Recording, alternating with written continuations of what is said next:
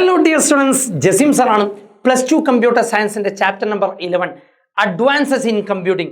പൊതുവെ വെയിറ്റേജ് കുറവാണ്, 4 മാർക്കുള്ളൂ. പക്ഷെ അത് ഒഴിവാക്കാറാണ് പതിവ്. ഒഴിവാക്കല്ലോ, ഈ ഒരു 4 കാര്യം അല്ലെങ്കിൽ ഈ 5 കാര്യം മാത്രം പഠിച്ചാൽ മതി. First one is distributed computing എന്താണെന്നുള്ള പഠിക്കുക, അതേപോലെ advantage disadvantage. Topic number 2 types of distributed computing 4 type ഉണ്ട്. Parallel computing, grid computing, cluster, cloud.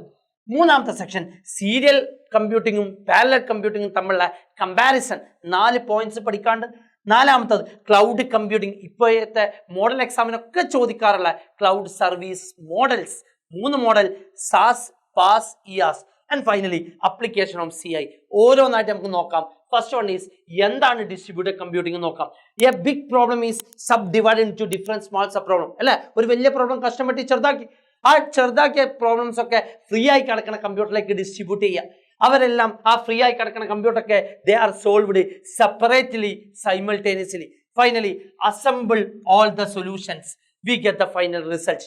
ആ പോയിന്റ്സ് നോട്ട് ചെയ്ത് വെക്കാം. അതുകൊണ്ടുള്ള ബെനിഫിറ്റ് എന്താടാ, ഇങ്ങനെ സ്പ്ലിറ്റ് ചെയ്യുന്നതുകൊണ്ടുള്ള ബെനിഫിറ്റ് എന്താ? എക്കണോമിക്കലാണ്, സ്പീഡ് കൂടും, റിലയബിൾ ആണ്.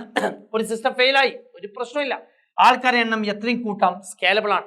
ഡിസഡ്വാൻറ്റേജ് എന്താ?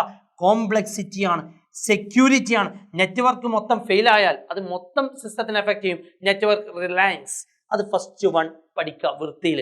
രണ്ടാമത് പഠിക്കേണ്ടത് 4 ടൈപ്പ് ഡിസ്ട്രിബ്യൂട്ടഡ് കമ്പ്യൂട്ടിംഗ് ഉണ്ട്.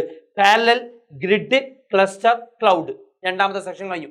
മൂന്നാമതായിട്ട് പഠിക്കേണ്ടത് യെസ് അഡ്വാൻറ്റേജസും ഡിസഡ്വാൻറ്റേജും ഒക്കെ ഉണ്ട്. പറ്റുന്നവർ ആ രീതിയിൽ പഠിക്കുക. അതല്ല എങ്കിൽ നിങ്ങൾ പഠിക്കേണ്ടത്, മൂന്നാമത്തെ കാര്യമായിട്ട് പഠിക്കേണ്ടത് സീരിയൽ വേഴ്സസ് പാരലൽ തമ്മിലുള്ള കമ്പാരിസൺ ആണ്. സീരിയലിന്റെ കേസിലാണെങ്കിൽ സിംഗിൾ പ്രോസസ്സറാണ് യൂസ് ചെയ്യുക, ഇവിടെ മൾട്ടിപ്പിൾ പ്രോസസ്സറാണ് യൂസ് ചെയ്യുക.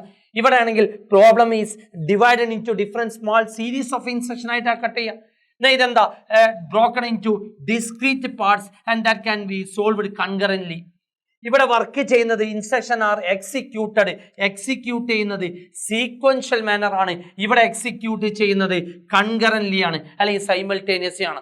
At a time single instruction ആണ് വർക്ക് ചെയ്യുക. Only one instruction is executed on single processor at any moment. ഇവിടെ ആണെങ്കിലോ more than one instruction is executed on multiple processor at any moment. അത്രേ ഉള്ളൂ, 4 point പഠിക്കാം. And finally 4 service models. ക്ലൗഡിന്റെ service models 4 elements ആണ്. അല്ലെ, cloud computing എന്താന്ന് പഠിക്കാം. 3 സർവീസസ് പഠിക്കാം. എന്താ സർവീസ് മോഡൽ? ഒന്ന് സാസ് ആണ്. It provide subscribers to access both resources and application ആണ്. അതിൽ എക്സാമ്പിൾ ആണ് ഗൂഗിൾ ഡോക്ക് വരുന്നത്.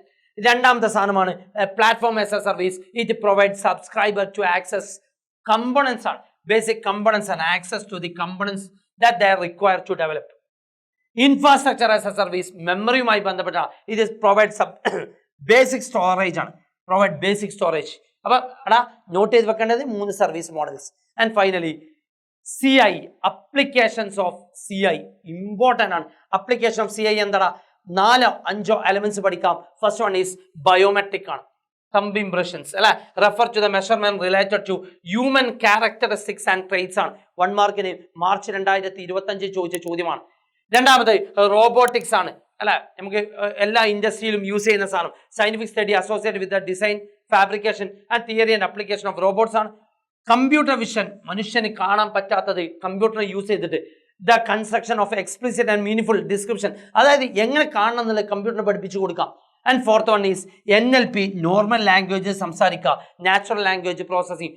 Focus on developing a system that allow computer to communicate with people using any human language. ഇനിയുണ്ട് ASR, automatic speech recognition ഉണ്ട്. അതേപോലെ bio informatics ഉണ്ട്. ഏതെങ്കിലും 4 application പഠിക്കുക. അപ്പോൾ വീണ്ടും ഞാൻ റിപ്പീറ്റ് ചെയ്യാണ്, എൻ്റെ ഈ ഒരൊറ്റ സെക്ഷൻ മാത്രം, ഇത് മാത്രം പഠിക്കുക. ഡിസ്ട്രിബ്യൂട്ടഡ് കമ്പ്യൂട്ടിങ്ങിന്റെ definition, advantage, disadvantage. Advantage 5 point ഉണ്ട്, 4 പോയിന്റ് ഉണ്ട്, ഇവിടെ 3 പോയിന്റ് ഉണ്ട്. 2 type distributed computing, 4 type distributed computing.